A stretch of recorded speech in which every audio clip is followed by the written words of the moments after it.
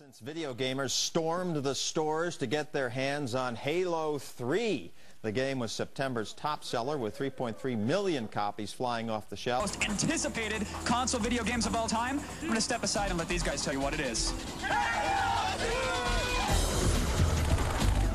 And then, you know, sharing that love of Halo and Halo 3. Halo. So let me tell you, Halo 3. Sum it up for us.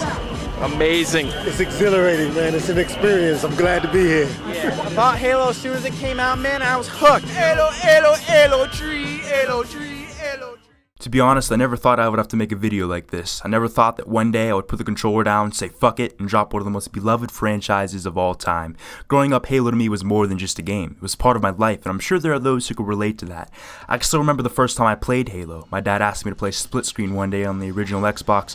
With him, I played Combat Evolved. I can still even remember the map, Assault in the Control Room. And from that day onward, I absolutely and unregrettably fell in love with this franchise. I love the most simple yet fun gameplay. I love the art style, I love the guns, the music, matchmaking, literally everything that made Halo into something so unique and unordinary. Halo wasn't just a game to me at that point in my life. No, Halo shaped an entire portion of my childhood. I made so many friends back then just playing Halo. It wasn't, hey man, let's play basketball. Fuck that, let's go home and play some Halo.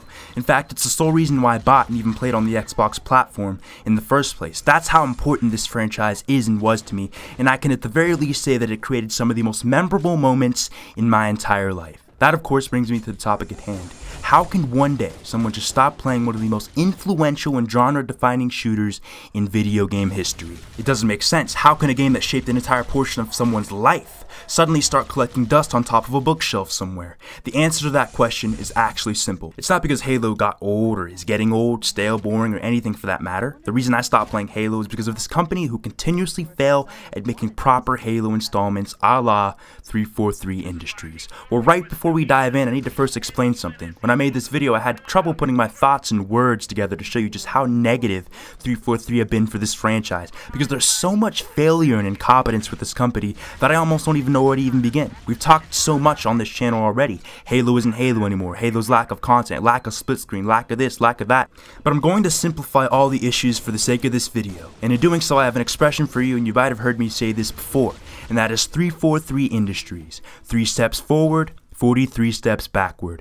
Now, I can't even remember when or where I saw this, but this is literally how I view them as a game developer. Like their name implies, they take 3 steps forward, they add all these nice bells and whistles to their game, they make it look pretty, and all of a sudden they throw a curveball and take 43 steps back.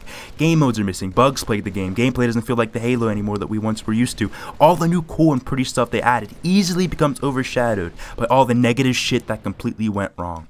That is why I no longer play this franchise anymore, because ever since they started making their own Halo games, this is the pattern that I noticed they follow. There was Halo 4, it looked amazing on last-gen hardware, they talked about going deeper in the story, the lore, this, that, and the third, introduced new enemies, even added things like Spartan Ops, and gave all this fluff to the game. And yeah, you know what, that all sounded good before we actually played the game, but here we later find out that Halo 4 was nearly a COD clone. The game ripped off perks, streaks, a created class system, it didn't feel like Halo, Spartan Ops was trash, Forge mode was worse, and like I said before, they instantly took 43 steps back. The Master Chief Collection follows the same exact pattern. I can still remember the excitement I felt when they announced it at E3. 4 entire Halo games, all packed with their original multiplayer components into a single unified experience. How can it get much better than that? Oh yeah, all enhanced for the Xbox One, running at a crisp native 1080p 60 frames per second. At that point, it sounded too good to be true. Everyone thought Halo was back, people got their hopes up, and for many like myself, that was the last time I would be fooled by this shitty company. The pattern, of course, happened again.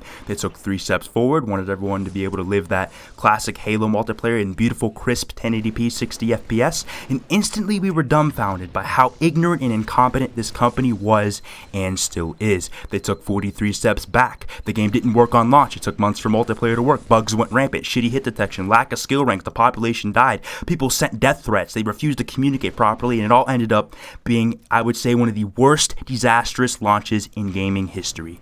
There were so many issues that I literally can't even fit it into this commentary, and even today the game is still broken and hasn't received a patch in years. In fact, it's been 683 days since the last MCC update, and they just brushed shit under the rug like things were okay. You would think that after 2 strikes, 343 would get it right the 3rd time, and wow, was I ignorant in assuming things would be different. Yeah, Halo 5 tried to improve on some areas and whatnot, but with its release, it provided a whole slew of issues that were never present with the franchise in the past. Like Halo 4 in the MCC, 343 took the 3 steps forward. They tried to add more memorable characters to the story like Spartan Locke, Fireteam Osiris, and they solely focused the whole entire multiplayer portion of the game to the competitive community. Then, like everything else this company does, they took those 43 steps back in the opposite direction. Halo 5 had severe lack of content, lack of game modes, lack of split screen, ugly art style, the worst story in the entire franchise, no Forge launch, microtransactions, no real studio developed launch maps, no Infection, Koth, Assault, and other variants, a broken theater mode, lack of Carnage report, and gimped customization settings,